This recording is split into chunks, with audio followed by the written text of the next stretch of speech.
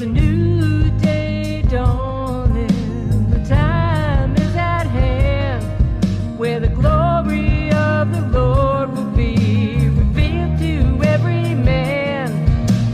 Open the door, open the door, open the door, and let the King of Glory in.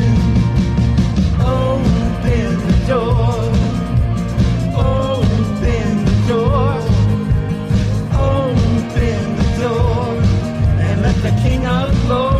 All right. Open up the door. Starts right now. So fling wide, you heavenly gates, and prepare the way of the risen Lord. The Apostle John was on the island of Patmos.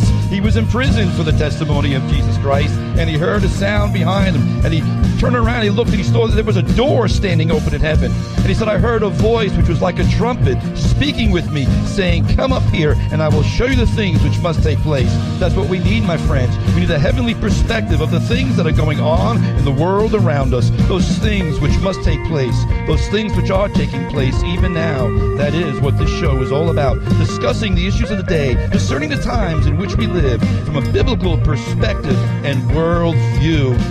Bless God. Open Up the Doors is on air now. Hey, Andy White here. What you are about to hear is the fusion of heart, mind, and soul. And I want to just say hi to all of my friends that are tuning in all across the fruited plain. And I am here sending powers and principalities into frothy fits of frenzy simply by being here. And I know that because of all the attacks that I get in the spiritual realm. But I'm glad that you are here more than anything else along with me for this week's edition of Open Up the Doors. Hey, do me a favor. I am streaming live on Facebook, on the Open Up the Doors Facebook page at facebook.com/faithfm91.7. If you're joining me on Facebook Live, please share this into your streams. Invite people to the broadcast. Invite them to Open Up the Doors. If you've never liked my page, please like my page. Again, that's facebook.com/faithfm91.7. You can also email me at ajwhite777@icloud.com. That's ajwhite777@icloud.com. And for those of you on Facebook, hey, let me know where you're listening from. I'll try and address any questions or comments throughout the broadcast as I am able. Get a conversation going there. I'd like the broadcast to be as interactive as possible. But I got a lot to get to, so I'm going to get to it because there's so much going on. And, well, folks, you know what? It's really been some time, honestly. I can't believe how long it's been, but it's been a while since I've done Recep Tayyip Erdogan. He's the president of Turkey, but I haven't done an Erdogan Turkey update in a long while. And since things are really getting testy now between the U.S. and Turkey, I think it's time to catch up with what's going on with the Sultan wannabe. And like I said, the past few weeks have really heated up between the U.S. and Turkey, and primarily over the imprisonment and detainment of Pastor Andrew Brunson. But and we are praying for his release. We are hopeful for his release. We're putting the screws to Turkey for his release. But this poor guy, honestly, is really just he's being used as a pawn in a geopolitical game, and it's sad for his family. But just yesterday, the Trump administration has placed sanctions on 2 Turkish officials. And folks, this is big. This really is big. The Treasury Department has officially sanctioned 2 senior officials in the Turkish government. The Treasury Department said that these 2 senior officials were primary people who were accusing Pastor Brunson. That's why they were targeted, because of the continued detention of Pastor Brunson. But here's the thing. This is a really rare rebuke by the U.S. to a NATO ally. And you've got to what's the word I'm looking for? You can't underestimate this. The Turkey is ostensibly a NATO ally. We are allies, but now we're putting sanctions on this NATO ally. White House Press Secretary Sarah Huckabee Sanders said on yesterday, at a press briefing, that President Trump is unhappy with Turkey over the detention, which has lasted now almost 2 years. To quote what she said yesterday, She said, at the president's direction, again, the Department of Treasury is sanctioning Turkey's Minister of Justice and Minister of Interior, both of whom played leading roles in the arrest and detention of Pastor Brunson, Sanders said yesterday at the press conference. Any property held by the officials in the U.S. is blocked, and Americans are prohibited from engaging in transaction with them, she said. Treasury Secretary Stephen Mnuchin said Brunson's, quote, unjust detention and continued prosecution by Turkish officials is simply unacceptable. Now, that just happened yesterday, these sanctions going on Turkey, but just to give you some background to what's going on, for those of you who may not have really necessarily been following all of this, I'm going to start with square one. Who is Pastor Andrew Brunson, for those of you who really may not know? But Pastor Brunson, he's an evangelical Presbyterian pastor, originally from North Carolina. He was arrested in 2016 during the government crackdown after the coup in Turkey, when the government cracked down on journalists, academics, and Christian minorities. Brunson is being charged with spying for the PKK, which is a designated terrorist group both in the U.S. and Turkey, and the Fethullah terrorist organization, the FETO. The group Turkey accuses of being behind the July 26th coup attempt. I'm going to get into a little bit of Fethullah Gulen in a little bit and who he is, and I'm going to touch upon that in a moment. But Pastor Brunson, here's the deal. He's been ministering in Turkey for 25 years with no problems. He moved to Turkey in 1993, and he opened up his church in a town or city called Izmir, and his name of the church is Resurrection Church. He opened that church up in 2010. If convicted, he risks up to 35 years in jail. And groups like the ACLJ have been trying to get Pastor Brunson out of prison for the last 2 years. There have been some, State Department and diplomatic overtures, but Erdogan has not released him. But his trial began a week or two ago. Pastor Brunson's trial began, and he opened up his trial when they first allowed him to speak. He said, quote, I want the whole truth to be revealed. I reject all the accusations in the indictment. I have not been involved in any illegal activity, Brunson told the court. I haven't done anything against Turkey. On the contrary, I love Turkey. And I believe that. This man's been ministering in Turkey for 25 years. He's told the court, I have been praying for Turkey for 25 years. Folks, the charges of Pastor Brunson being a CIA operative and cohorting with Fethullah Gulen they're just bogus. They're just completely bogus. One of the statements that Pastor Brunson said is, why would I be in cahoots? My word, not his. But why would I be having a conspiracy with Fethullah Gulen, who's an Islamist and who wants to create a new caliphate? That's against everything I believe in. So why would I be working with him? Which is quite true. But the reality is this, folks: the charges are bogus, and the Turkish government is using Pastor Andrew Brunson's detention as a bargaining chip. And this has been known for a while because Erdogan has stated it several times. In exchange for Brunson's freedom, Erdogan has been demanding the return to Turkey from the United States of the self-exiled cleric. He's an Islamic cleric, mind you. Again, Fethullah Gulen. Gulen is a political opponent of Erdogan, whom Erdogan claims was behind the failed coup against him in the summer of 2016. And Fethullah Gulen vehemently denies, not that necessarily means anything, but Gulen is denying having anything to do with the coup.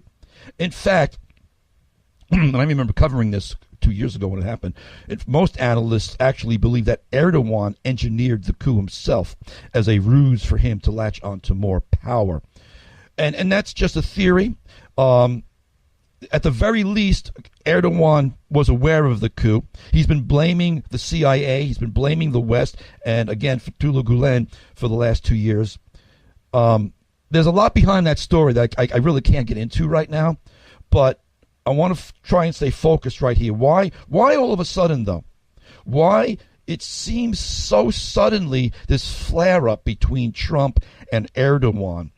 Apparently, and there's a reason for it, because things were being, there was behind the scenes diplomacy going on for quite a while, but now it's just flared up. It's out in the open. Why? And here's the interesting thing about this. Apparently, it seems that President Trump was hoodwinked by Erdogan. Last Friday, July 27th, a story emerged that the U.S. had asked Israel to release a Turkish woman named Ebru Özkan in exchange for the release of Pastor Brunson. The Israeli newspaper Ynet reported, quote, U.S. President Donald Trump personally asked Prime Minister Benjamin Netanyahu earlier in July to release a Turkish woman suspected of helping Hamas, who had been arrested during a visit to Israel as part of a secret deal with Turkey. That's important. Netanyahu, Erdogan, Trump were supposedly in negotiations with a secret deal to secure the release of Andrew Brunson, according to a report in the Washington Post. Well, here's what happened, folks. Israel released the woman and Turkey got the woman back. But Erdogan didn't release Brunson. It seems like Trump was hoodwinked. Özkan was released and arrived in Turkey on July 15th. And that is apparently what triggered Trump's tweet on July 18th, 3 days later. Donald Trump tweeted, quote, a total disgrace that Turkey will not release a respected U.S. pastor, Andrew Brunson, from prison. He has been held hostage far too long. Erdogan should do something to free this wonderful Christian husband and father. He has done nothing wrong, and his family needs him. Now, all this was going on before the report came out. The secret deal fell through on our end. But that's what you listen, Erdogan is slick. Erdogan is a snake. Erdogan hoodwinked Trump. But I could tell you something. Trump does not like to be hoodwinked. We know that. But bad deals lead to sanctions. And Trump has been angered, and rightfully so, really. Trump has been angered that Brunson wasn't released after the deal. And he tweeted again, the United States, actually he didn't tweet this, I think he just flat out said it. The United States will impose large sanctions on Turkey for their long-time detainment of Pastor Andrew Brunson, a great Christian, family man, and wonderful human being. Yeah, this was his tweet. He is suffering greatly. This innocent man of faith should be released immediately. A few days later, Vice President Pence echoed the threat. In fact, it was actually the reporting of what Pence was speaking at a religious I forgot what's the word I'm looking for. He was at some kind of a seminar on religious freedom or something. I don't remember the name of it. But the news reports started reporting what Pence had said, and I had not heard about any of this until that point. And that really just perked my ears right up, because I said, what's going on here? Because Pence echoed what the president had said, but Pence did it publicly in front of cameras. He said this: if Turkey does not take immediate action to free this man of faith and send him home to America, the United States will impose significant sanctions on Turkey until Pastor Andrew Brunson is free. When I heard that coming across the news waves, news reports on TV, my ears perked up. We're gonna play sanctions on Turkey, a NATO ally. And then Pence goes on to say, and to President Erdogan, this was a direct threat. I love this personally, folks. I was eating this up just personally. That's aside from that. And to President Erdogan and the Turkish government, Pence said, I have a message on behalf of the President of the United States of America. Release Pastor Andrew Brunson now, or be prepared to face the consequences. Well, it's game on. Like I said just yesterday, news was released that we're imposing sanctions on a fellow NATO member. And don't let that point get by you, because this is very unusual. In fact, I don't know if it's ever been done. A former assistant secretary for terrorism at the Treasury Department said this: "It's certainly the first time I can think of that the U.S. is sanctioning a NATO ally." This guy's name was Danny Glasser. It's a very significant step, and it is. Will it explode into something bigger? Because the sanctions right now are only against two people, so it's kind of low level. Now, here's the funny thing. Maybe not the funny thing, but here's the thing where I want to start analyzing this a little bit. Because the experts and the analysts, the political pundits, don't think this will erupt into anything bigger. This guy, Charles Kupchan, who served as a senior aide on European affairs for Obama, although that might be the first mistake I'm making by bringing him up. But anyway, leave that aside. He was a senior aide, supposedly an expert. But he said this: he did expect Erdogan to try to retaliate against the U.S. in some way. But Kupchan added that he did not see the political disagreements between the two countries leading to a break in the geostrategically sensitive defense relationship, despite Turkey's recently wandering eye. I'm going to quote this guy, Charles Kupchan. It's an interesting quote. "The United States needs Turkey. It's an important strategic asset, and it is a source of stability of sorts in a region that is falling apart." Well, actually, it's not. Turkey is really not stable. Well, that's up for debate, but that's what he said. But here's the thing that got me in his comments. This guy, Kupchan, said, "And Turkey needs the United States and NATO. Where's it going to go?" Well, I would suggest he reads the Bible. Where's Turkey going to go? Folks, I've been predicting and anticipating for several years now the departure of Turkey from NATO. I've been saying this for several years. The day's going to come when Turkey is going to part ways with NATO. For me, it's an inevitability. It's not a matter of if. It's a matter of when. Turkey will, I emphasize, Turkey will eventually leave NATO because it will create a new military alliance. Where's it going to go? This guy, Charles Kupchan, asked, where's it going to go? Read your Bible. Because Ezekiel 38 and 39 tell you where it's going to go. The Magog Confederacy will one day coalesce and rise to power. Now, here's what I'm wondering, and I'm just kind of throwing this out there.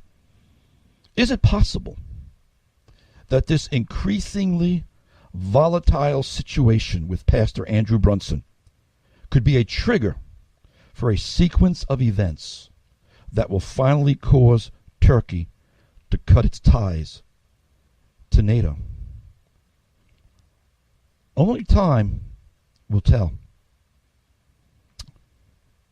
Only time will tell whether this situation continues to deteriorate or whether it will be resolved.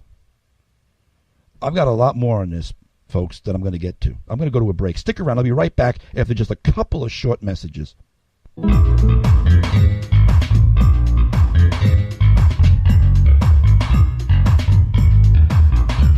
Hey, welcome back, everybody. Andy White here.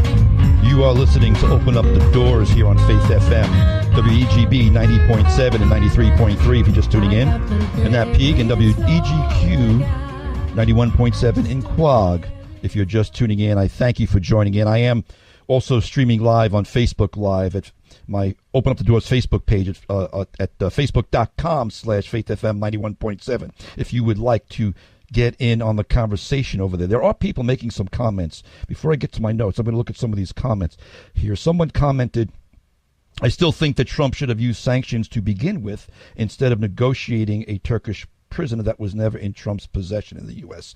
Well, I can't really speak to that. Maybe he was holding off on the sanctions because it is a NATO ally. And this is, to sanction a NATO ally, for two NATO allies to be at odds like this is a big deal. So my guess could only be that they were trying to work out a deal behind closed doors, like I've been saying. But you're saying someone is saying here also, if the deal fell through, Trump has control of the sanctions, and to not allow to sell Turkey fighter jets.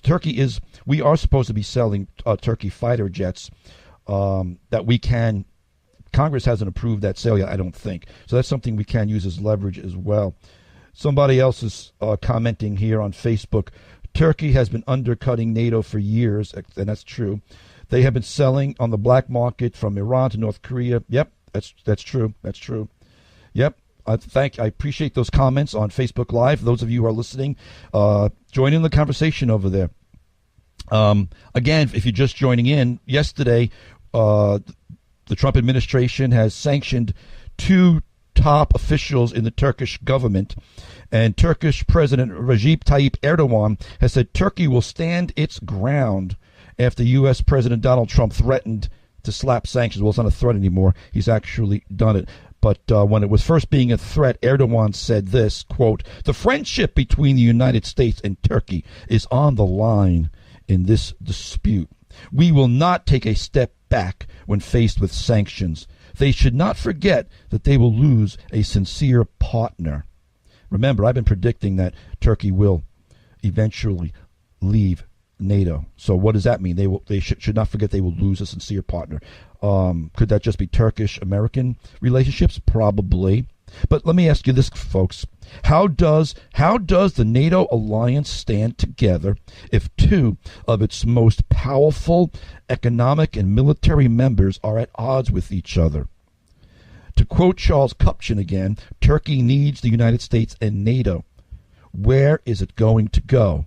Well, I'm refuting that, actually.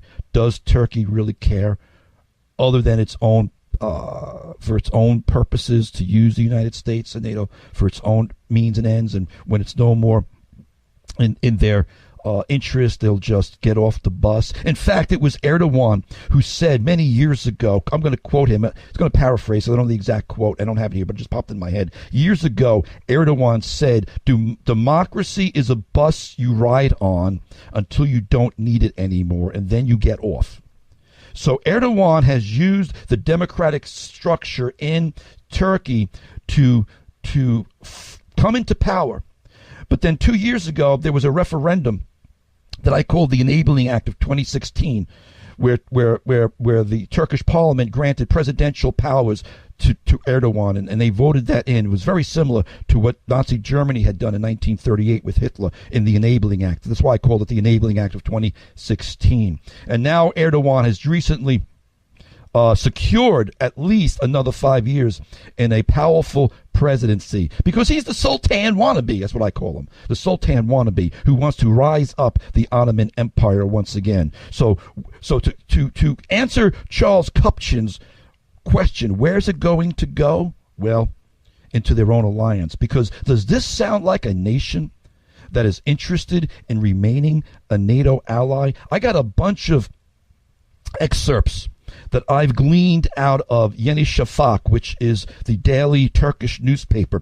Yeni Shafak is, as I've shared many times, the mouthpiece, the propaganda piece for the Erdogan government. It's Yeni Shafak is to Turkey what Pravda was to the old Soviet Union. It is the major paper. It is state-controlled. And there's this guy who I read quite regularly because he's a real sycophant for Erdogan. His name is Ibrahim Karagol. And he wrote in a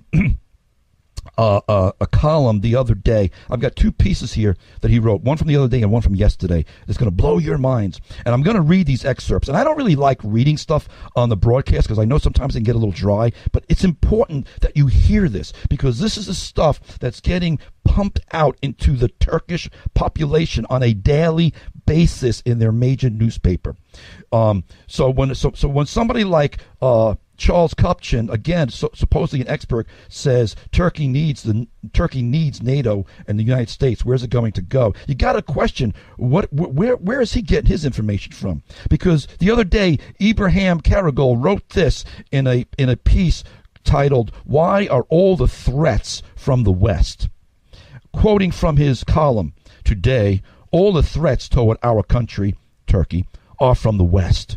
Security threats, economic threats, technological embargoes, the covert attacks through terrorist organizations. Overt attacks like the July 15 coup attempt are all from the West. They've been blaming the West and America and the CIA for that coup attempt since it happened 2 years ago, July.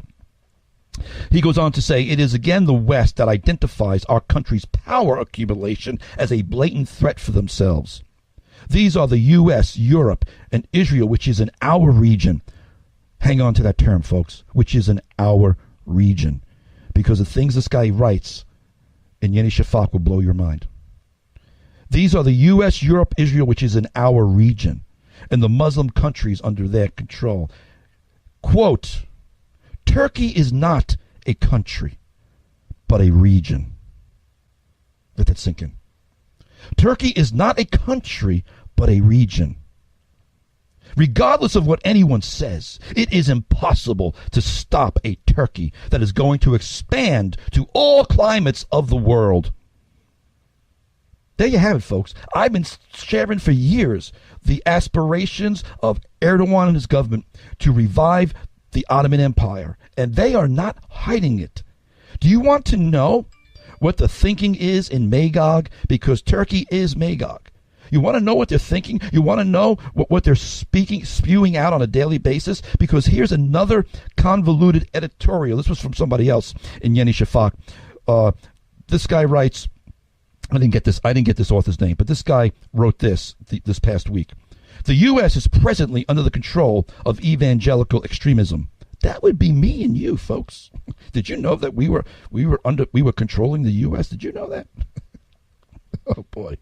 The U.S. is presently under the control of evangelical extremism, which is a different version of the Muslim world's Daesh. Daesh is another word for ISIS. So this commentator in Yeni Shafak is equating American evangelicals with ISIS. This mentality, he goes on to write, this mentality is quite in harmony with the Zionist-led Israel, which has the same mentality, but is at odds with all the other segments of the world, and is thus dragging both U.S. politics and the world into a complete disaster. Yes, folks, it's the evangelicals that are controlling the U.S. that's dragging the world into a complete disaster. You would think this was in some kind of satire piece, but this is an actual column in Yeni Shafak. They make all, speaking of the evangelicals, they make all preferences in their international relations based on a Zionist interpretation of the Holy Testament. He goes on to say, the U.S. is a country that has no positive image in the world. Then why does everybody want to come here? That was an aside. I don't want to digress. But getting back to what this guy was writing. The U.S. is a country that has no positive image in the world other than the acceptance that it is, quote, powerful. Other than that, it is a country that is seen as the perpetrator of all kinds of plots, injustices, massacres, conspiracies, military or non-military coups, theft, and imperialism. Man, this guy sounds like he's been reading nothing but American leftist blog sites. I read this and I'm like, this sounds like the American left, the blame America first crowd. But this was a Turkish guy writing in a Turkish newspaper. Man, these liberals all think the same. If you ask me, it's a mental disorder. But I digress. He goes on in this column. The U.S., which is known to be involved in all the coups in Turkey, really? It's known that we've been involved in all the coups in Turkey. Then why do you like us so much? Why do you need us so much? According to Obama's ex-aide, you know. Hey, I'm just commentating on the commentary here. The U.S., which is known to be involved in all the coups in Turkey, could not hide its role in the July 15th, 2016 coup attempt, even if it wanted to. It failed to hide it during the coup, but it made it really obvious when it insisted on protecting the Fethullah terrorist organization, FETO, F-E-T-O, head Fethullah Gulen, and its elements. The more it revealed this, the more it lost its good faith in the eyes of the Turkish people. And now it almost tried to send a diplomatic message to Twitter for the immediate release of U.S. Pastor Andrew Brunson, who has been found to have a connection to the PKK and FETO. He doesn't, but they're accusing him of it. And he's being tried by the Turkish judiciary. The way this was expressed by Vice President Mike Pence, a strict, he calls him an evangelist, As I've been reading these Turkish columns, they keep calling evangelicals evangelists. It's like they don't understand the difference between an actual evangelist and an evangelical. So if you read a Turkish paper and they talk about evangelists, they mean evangelicals. Anyway, he says this. The way this was expressed by Vice President Mike Pence, a strict evangelist, shows that the mind controlling the U.S. perceives the situation as completely religious.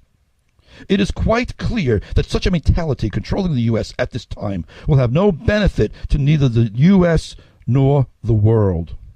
If Pastor Brunson's trial result becomes clear at this stage, would it not be more appropriate for those who are so blatantly protecting him to get ready to answer for their share of the crime? So American evangelicals are being accused of a crime because we are supporting our government, or actually we're in control of our government, and we are protecting Fethullah Gulen. And folks, I'm reading this stuff because this is the stuff, once again, that is being published and printed on a daily basis in a major newspaper of Erdogan's state-controlled newspaper. But I keep going back to what this guy, Charles Kupchan, said. Turkey needs the United States and NATO. Does this sound like a very friendly relationship? Where is Turkey going to go? I say, really? Perhaps outside the bounds of Anatolia. Because just yesterday, my dear good friend Ibrahim Karagol, I say that speciously, of course. I don't know the guy, but then I've been reading him a lot. I spend hours, folks, reading Turkish newspapers because this is important. Because Magog is rising, and most folks in America aren't paying attention because it's not being reported in the news. It's just some other country, but according to them, it's a region. But let me read to you out of yesterday's editorial by Ibrahim Karagol in Yeni Shafak.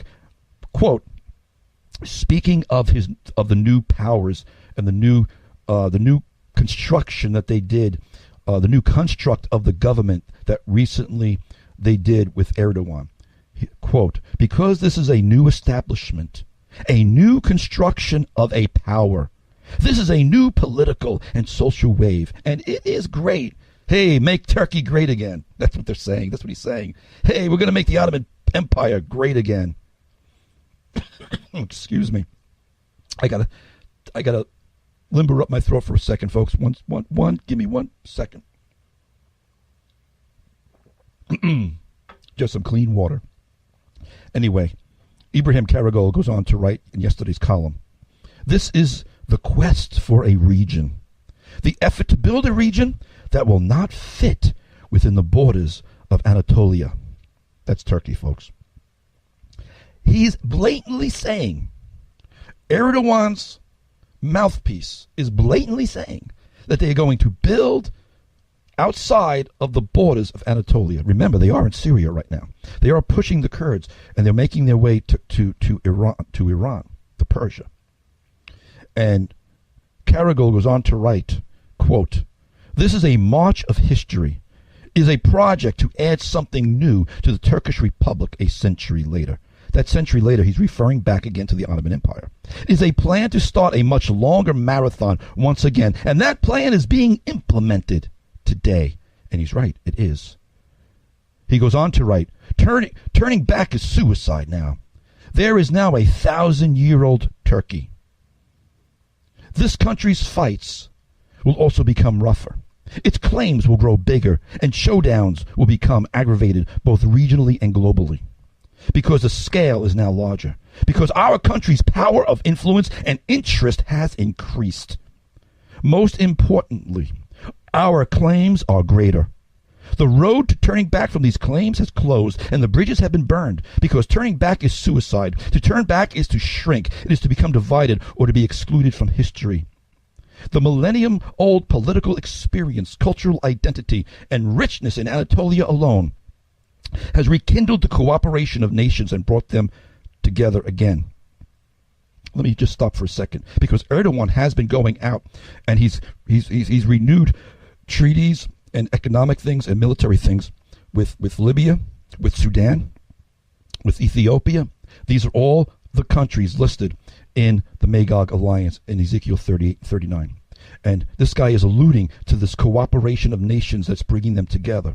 Now listen to what he says very, very carefully. quote, "The Turkey of the 20th century no longer exists and will not exist in the future either. A 1,000-year-old Turkey now exists. A state that views the region and the world through a power that is 1,000 years old is taking shape. Therefore, there is no longer any political identity other than the, quote, Turkey axis." His column, his words, not mine. There is no longer any political identity other than the Turkey axis. There is no ground to fight outside the homeland axis. There we all stand. He goes on, and maybe I need to cut it short a little bit. But I'm going to raise this. Do you think this is just rhetoric? Is this just a lot of bluster? You could say that if you want. But I think, after watching what Erdogan has been doing these past several years, you need to come to see that's more than that. Remember, this guy Karagol said, we've got a plan, and we're implementing it. Listen, these folks, Erdogan, this guy Ibrahim Karagol, they might have delusions of grandeur, but they act upon those delusions of grandeur. And he implements the plans of his delusions of grandeur. Just remember, folks, it was only a few years ago that Turkey shot down a Russian fighter jet for violating its airspace. I thought war was going to break out then. I don't even know how they managed to get through that. Because Erdogan does more than just blow smoke. This is like it was when Neville Chamberlain went to go meet with Hitler, and he was hoodwinked by Hitler and said, "Peace in our times." Nope, they just appeased. Nobody, they were just ignoring them. Listen, folks, when these people are telling you what they plan on doing, you need to listen. You might be tempted to think that it's all just delusions of grandeur on their part, but my friends, it's ancient prophecies being played out right before our eyes. Revelation 17, there are also 7 kings. 5 have fallen. 1 is, and the other has not yet come. And when he comes, he must continue a short time. The beast that was and is not is himself also the 8th, and is of the 7, and is going to perdition. The 10 horns which you saw are 10 kings, who have received no kingdom as yet, but they receive authority for 1 hour as kings with the beast. Folks, hear me out. The Turkey axis that Ibrahim Karagol boasts about is the beast that was and is not, and is himself also the 8th, and is of the 7.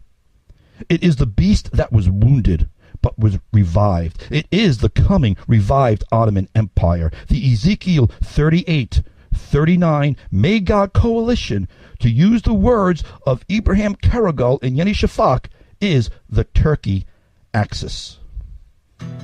I'll be back with more, folks. I'm going to take a break. Stick around.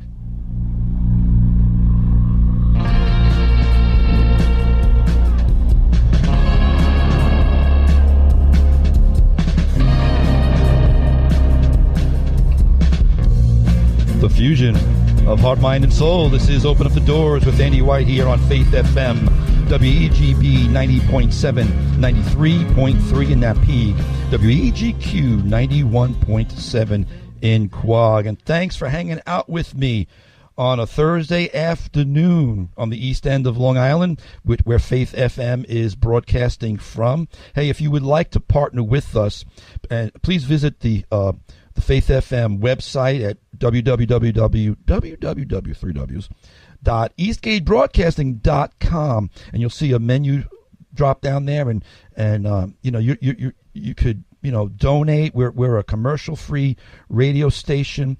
We run by sponsorship and donors. If you would like to donate to Faith FM, there are different ways to do that. You could become a monthly member. You could underwrite this program. Hey, I would love if you could help me out here by underwriting. Open Up the Doors. That would be a blessing. But whatever you're able to do, whatever the Lord might lay on your heart to do, again, please go on over to the Faith FM website at eastgatebroadcasting.com and see what you're able to do as far it could be a one-time offering, a one-time gift, like I said, a sponsorship, a monthly donation to help with the continuation of Christian broadcasting on the east end of Long Island. But I do want to get back to what I've been sharing with the Erdogan Turkey Brunson nexus, because there is a nexus here going on. And I've mentioned him by name a couple of times. Who is Fethullah Gulen? And I don't want to get into him all that much, but he is in some ways the nexus. And Fethullah Gulen used to be very good friends with Erdogan. They want the same things. Here's the thing. They are political enemies now, and Erdogan is obsessed with getting Gulen back. If he went back to Turkey, he would probably be executed. Who knows? But they used to be friends. And here's the thing. They both want a caliphate. Fethullah Gulen is an Islamist. And I can't get into all of the nitty-gritty with him, but he's an interesting individual, and he was supported by the CIA. He's a radical Islamist, but he was doing it in a quote unquote moderate manner. And the American CIA was backing him. In fact, in the days of John Brennan, I don't want to get into John Brennan right now, because that guy should be tried for treason. But I digress. But Fethullah Gulen is residing in Pennsylvania right now in self-imposed exile, because he's basically we're giving him asylum because Erdogan wants him and wants him badly. And the break in their relationship came because basically Fethullah Gulen criticized Erdogan because he felt the things that Erdogan was doing were too radical and extreme in the sense of the way he wanted to bring about the caliphate. I'm kind of just simplifying it right now. Gulen wanted to do it in a different way, so he criticized Erdogan. Erdogan does not like to be criticized. Erdogan is a dictator. He's a tyrant. He wears a three-piece suit, but I've shared a lot about Erdogan in the past. The guy is a radical Islamist. He wants to be the new caliph of the newly raised up Ottoman Empire. And Gulen is basically, in his mind, standing in his way. So he wants him exterminated. And that's the nexus between what's going on right now with Pastor Brunson and Turkey and Erdogan. I said it at the top of the show, folks. Pastor Brunson, unfortunately, he's being used as a bargaining chip in something that is far, far, far larger than him, and they're trumped up, no pun intended, they're trumped up charges against him. But the CIA made Fethullah Gulen a billionaire because when they were supporting Gulen, and when Erdogan accuses the U.S. of supporting Gulen and accuses the U.S. of being part of the coups, he's not just saying that. He's exaggerating, and he's making things up to a certain degree, but he's not making it out of whole cloth, because the CIA did support Gulen. They made him a billionaire when they were funneling money from the poppy trafficking that was coming out of the U.S. government was trafficking poppy and heroin out of Afghanistan and Pakistan and funneling it to the Fethullah Gulen organization for money. So that because they were supporting this guy in Turkey. So there is some things there that Erdogan isn't necessarily completely out of line with. That he's using it as an excuse is another thing. But I've kind of digressed a little bit, and I'm running out of time because there's something I'm going to keep hammering home because of the sheer amount of the modern day indoctrination that has been pushed over the last century regarding Magog. And I've touched on this in times past, but it's in context right now. And this is the fact that Turkey is the main power of the Ezekiel 38-39 Magog alliance. Historically and biblically, the region, there's that word region. Remember what Abraham Carrigal said, Turkey is no longer a nation, but it is a region. But the region known as Magog, and you'll see this in many, many Bible atlases, this is without refute. Most of the majorly recognized Bible atlases show in their maps that Magog, along with the other major Asia Minor tribes mentioned in Ezekiel 38 and 39, is in fact located in what is modern-day Turkey. It is simply irrefutable. Russia is not Magog. I'm going to keep hammering that home. The InterVarsity Press Atlas of the Bible, the New Moody Atlas of the Bible, the Holman Bible Atlas, the Zondervan Atlas of the Bible. Get any of these major Bible atlases, and those four in particular, and you will see in a map Magog right across the center of what is modern-day Turkey. Meshech, Tubal, Beth Togarmah, Goma, these were all tribes in ancient Turkey, modern-day Turkey.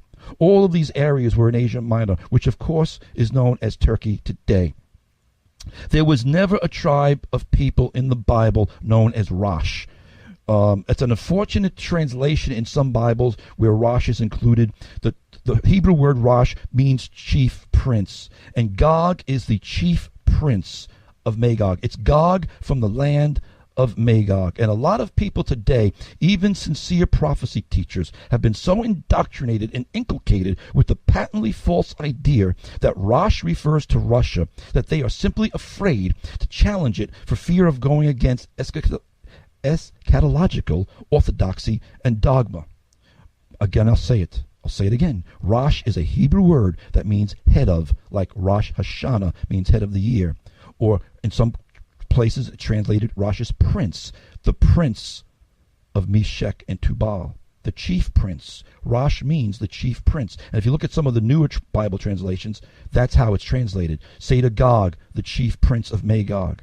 And Gog is simply just another description. I want you to hear me here. Gog is simply just another description of the king of the north as described by Daniel, who is the Antichrist. Now, is Erdogan the Antichrist? I'm not saying that. I am not saying that Erdogan is the Antichrist. I need to be very clear. I don't want anyone accusing me of claiming that Erdogan is the Antichrist. I am not saying that. But we are watching. And we are reading the signs of the times and the description that is given to us of the son of perdition in the Word of God.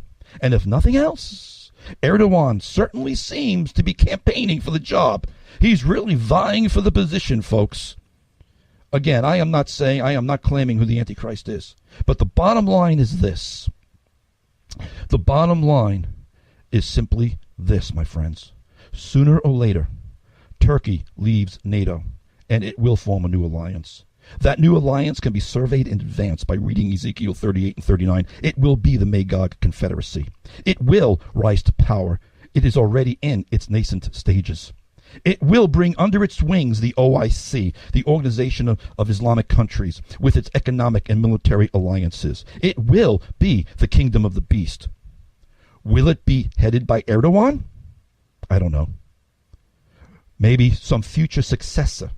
That remains to be seen. That is a question of timing. But in any event, what Erdogan is at the very least doing is setting the table. Erdogan is preparing the stage for the rise of Gog of Magog. And the word of the Lord came to me, said, Son of man, set your face toward Gog of the land of Magog, the chief prince of Meshech and Tubal, and prophesy against him, and say, Thus says the Lord God, Behold, I am against you, O Gog, chief prince of Meshech and Tubal. Hey folks, I gotta go. I'm out of time. Please share this around in your Facebook stream. And thanks for tuning in to another edition of Open Up the Doors. I'll be back next week, folks. God bless everyone. Once again, these hours go by so fast.